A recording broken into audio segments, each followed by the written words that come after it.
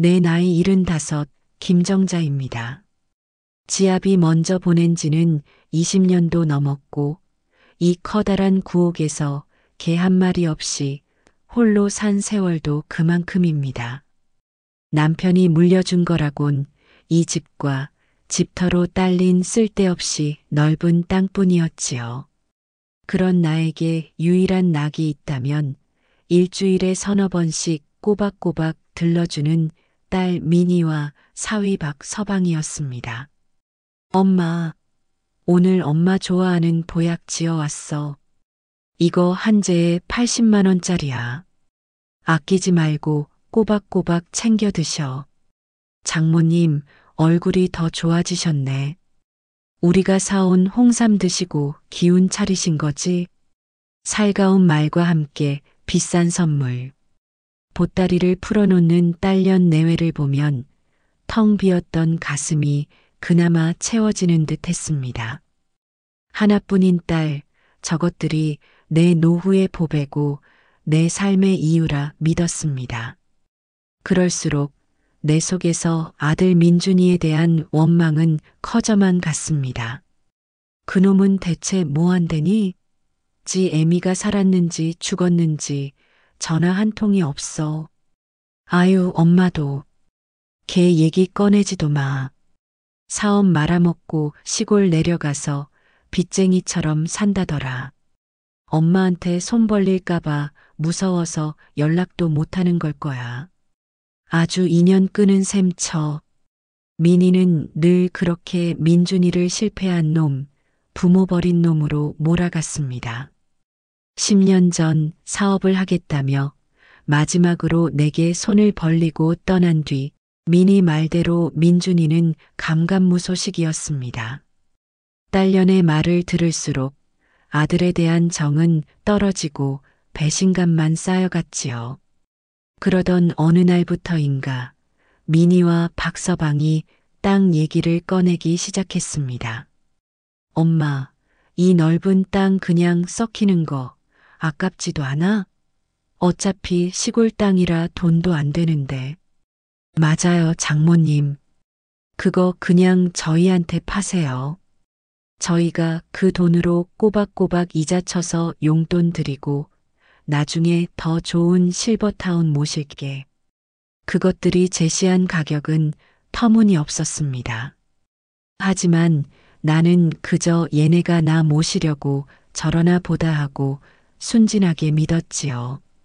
매일같이 찾아와 어깨를 주무르고 발을 씻겨주는 딸년 내외의 정성에 내 마음도 조금씩 넘어가고 있었습니다.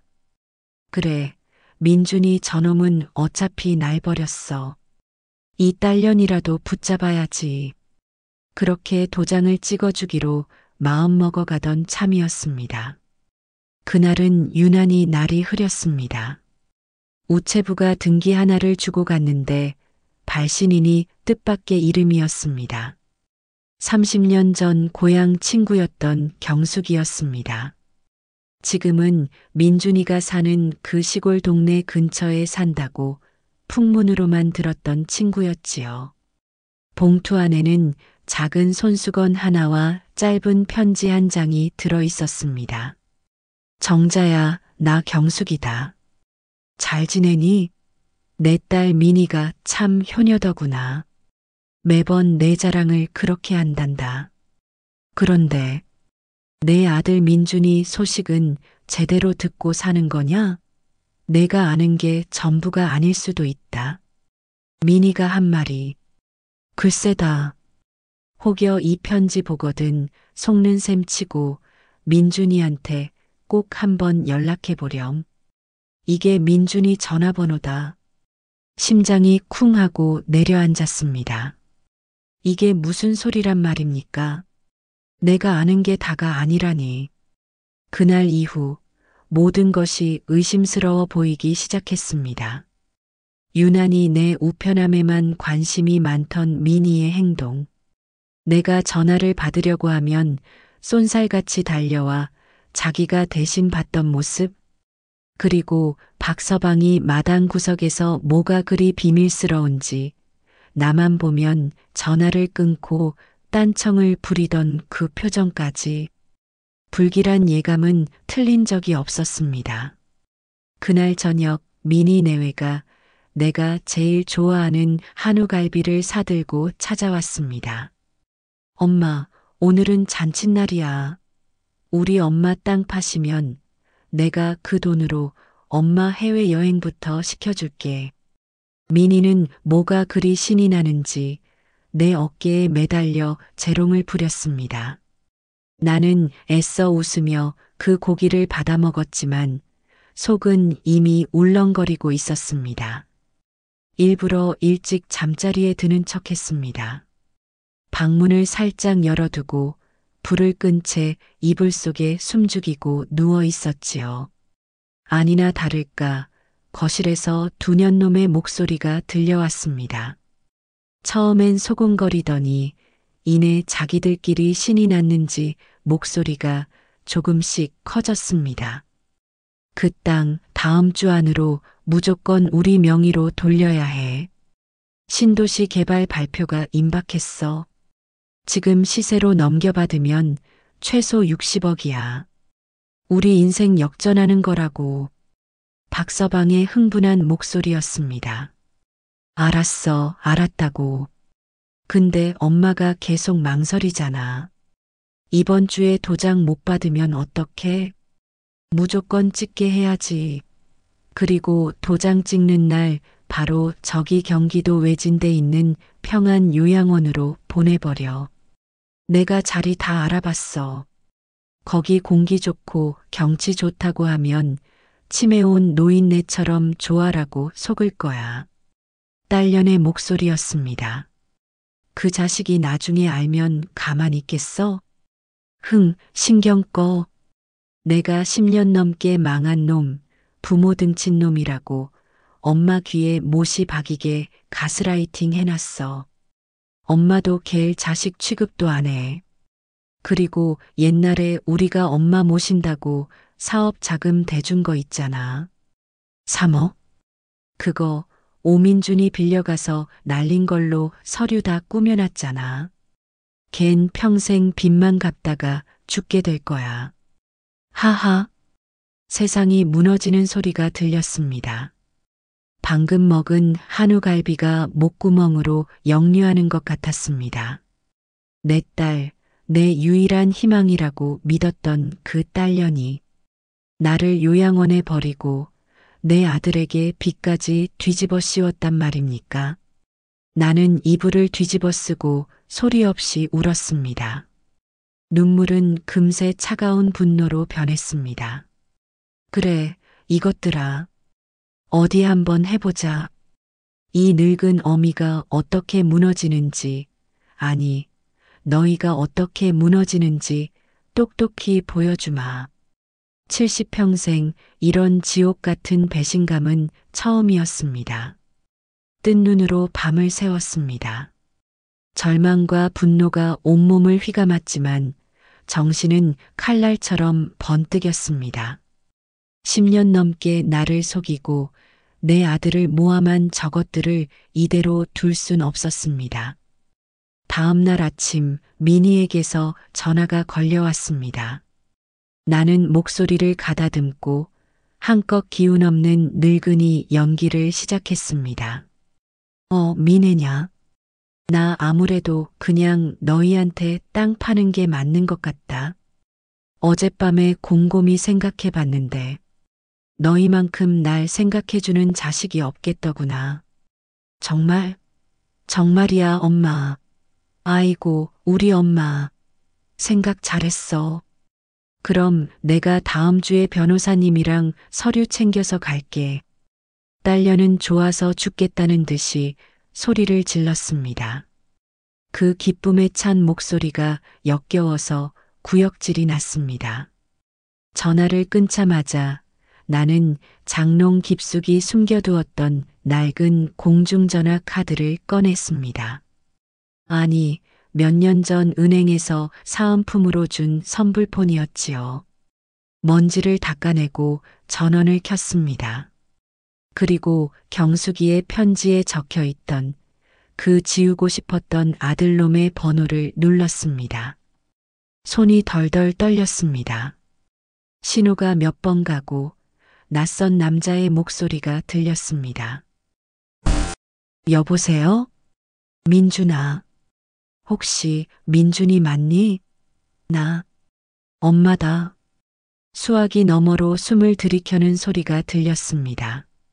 한참 동안 아무 말이 없었습니다. 이윽고 물기에 젖은 목소리가 겨우 흘러나왔습니다. 엄마, 엄마, 맞아요? 정말 엄마예요? 아들놈이 울고 있었습니다. 그 소리에 내 가슴도 무너져 내렸습니다. 민준아, 내가 다 오해했다. 내 누나가 나한테. 나는 차마 말을 끝맺지 못하고 흐느꼈습니다. 알아요. 엄마, 다 알아. 민준이의 목소리는 원망이 아니라 깊은 슬픔에 잠겨 있었습니다. 누나가 엄마한테 내 욕하고 나한테 돈 빌려가서 사업자금이라고 하더니 그걸 내 빚으로 돌린 거 나중에 다 알았어.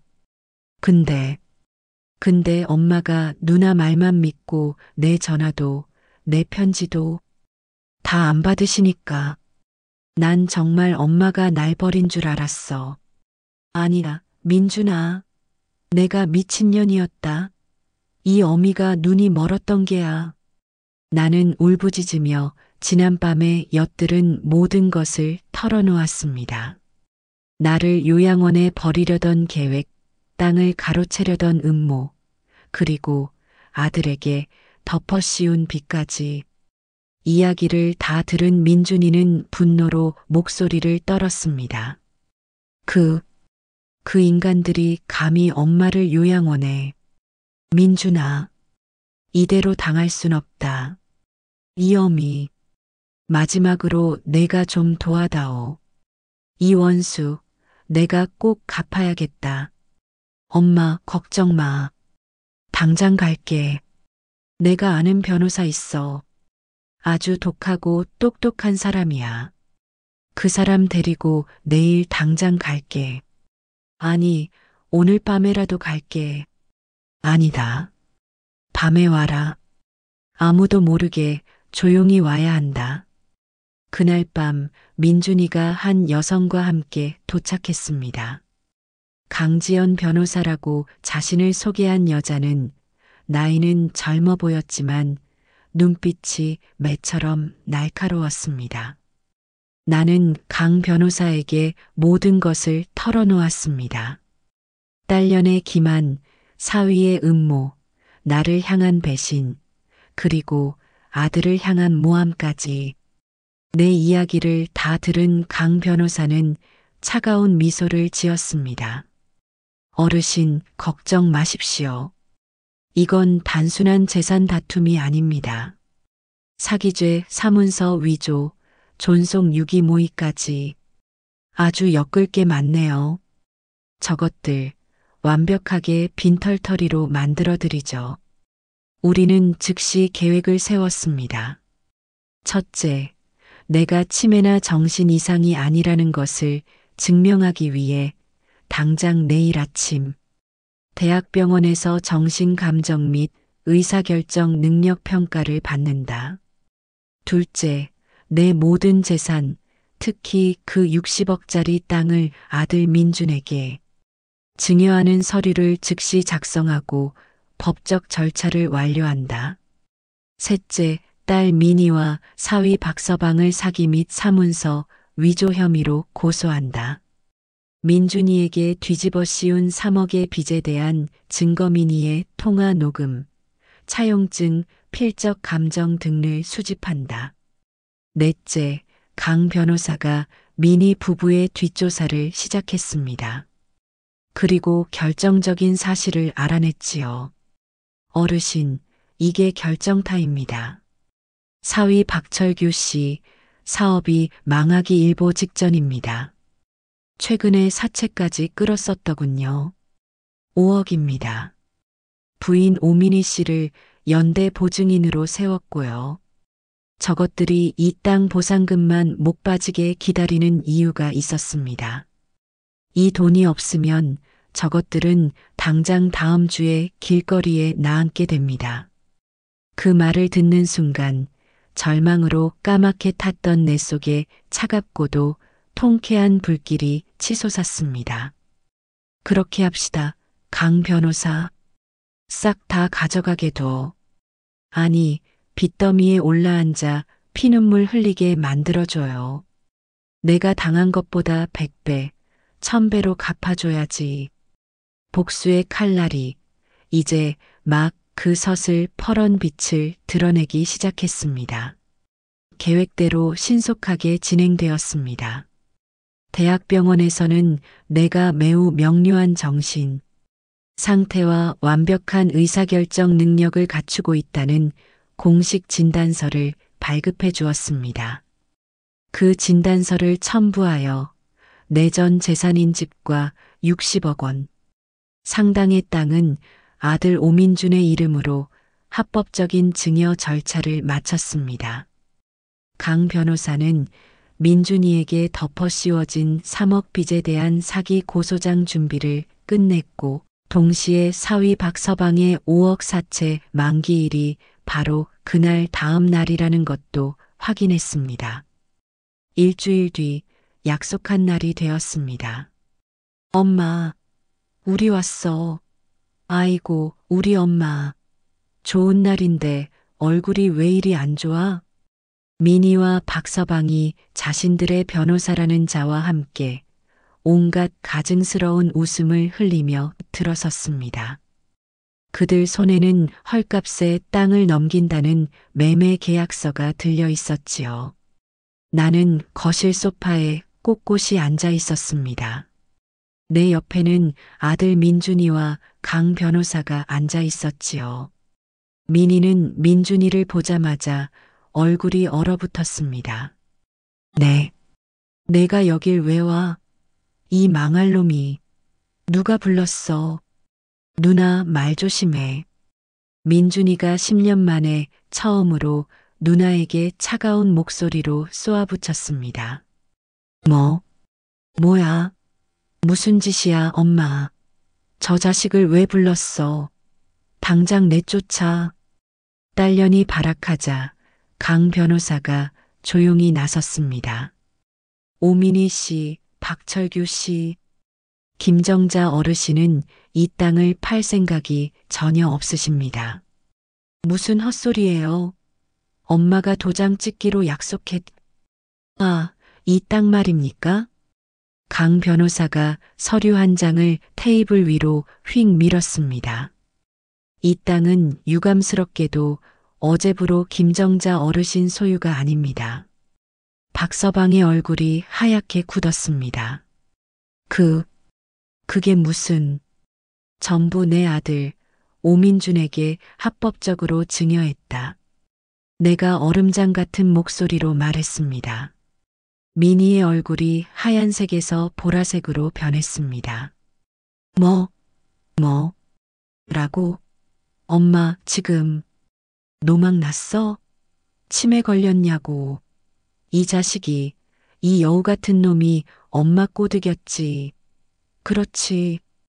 여기 일주일 전 대학병원에서 발급받은 어르신의 정신 감정서입니다. 매우 또렷하심이라고 적혀 있네요. 강 변호사가 진단서를 팔랑거리며 웃었습니다. 그리고 박철규 씨. 강 변호사가 이번엔 박서방을 똑바로 쳐다봤습니다. 사문서 위조 및 사기 혐의로 고소장 접수할 예정입니다. 오민준 씨에게 덮어 씌운 3억 원의 부채 말입니다. 증거는 어르신께서 녹음해 두신 두 분의 대화 내용이면 차고 넘칠 것 같습니다. 박서방이 그대로 소파에 무너져 내렸습니다. 참. 평안 요양원은 자리가 아주 널널하다던데. 어쩌죠? 어르신이 가실 일이 없어져서. 대신 두 분이 들어가 보시는 건 어떨지? 강 변호사의 마지막 말에 민희는 자기가 엿들었던 요양원 이름이 나오자 모든 것을 깨달았다는 듯 비명을 질렀습니다. 이 딸년이 짐승처럼 울부짖으며 내게 달려들었습니다. 민준이가 그 앞을 막아섰습니다. 꺼져. 당장 내 집에서. 내 집? 여기가 왜 내 집이야? 이 미친놈아. 어머니가 나한테 증여하셨으니까. 이제 여긴 법적으로 내 집이야. 그리고 당신들은. 아, 맞다. 강 변호사님, 그 사채업자들한테 연락은 하셨죠? 민준이의 말에 강 변호사가 활짝 웃었습니다. 그럼요. 박철규 씨 사업자금 5억, 만기가 바로 내일이라던데. 어쩌나 60억은커녕 6천원도 없을 텐데. 연대보증인 오민희 씨도 같이 파산하시겠네요. 바로 그때였습니다. 엄마, 어떻게 나한테 이럴 수 있어? 저 망할 놈한테 전 재산을 넘겨. 내가 엄마를 어떻게 모셨는데. 이 노망난 할망구야. 나는 나를 할망구라 부르며 악을 쓰는 저 짐승을 바라보았습니다. 내가 낳고 기른 딸이었습니다. 이제 내 마음속에 저것에 대한 연민은 한 방울도 남아있지 않았습니다. 오직 차가운 경멸과 징그러운 혐오뿐이었지요. 내가 날 모셨다고 내 등 뒤에서 평안 요양원 자리나 알아보던 것들이 넌 이제 내 딸이 아니다. 당장 꺼져. 내 아들 집에서. 두년놈은 결국 민준이의 손에 이끌려 처참한 몰골로 쫓겨났습니다. 문 밖에서 민희의 저주 섞인 울부짖음이 들려왔습니다. 박서방은 파산과 감옥을 중얼거리며 주저앉아 울고 있었지요. 문이 닫히고 끔찍한 정적이 흘렀습니다. 나는 10년 만에 마주한 아들 민준이의 얼굴을 바라보았습니다. 착하기만 했던 내 아들. 그 얼굴에 고생한 세월이 그대로 남아 있었습니다. 민준아, 미안하다. 이 늙은 어미가 너무 늦게 알았다. 용서해라. 내가 무릎을 꿇으려 하자 민준이가 나를 부축했습니다. 아들의 눈에서 뜨거운 눈물이 흘러내렸습니다. 아니야, 엄마. 아니야.